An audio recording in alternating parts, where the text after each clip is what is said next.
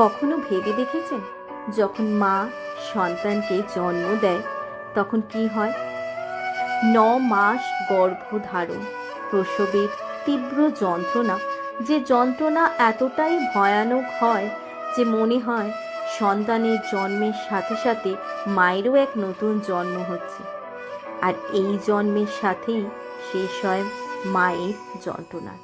যদি আপনি আপনার দৃষ্টিভঙ্গি পাল্টে দেখেন, তাহলে আপনি বুঝতে পারবেন যে এই যন্ত্রণার অন্ত এক অপার আনন্দের প্রারম্ভ সন্তানের, আর সন্তান মা বাবার কাছে সুখের প্রারম্ভ।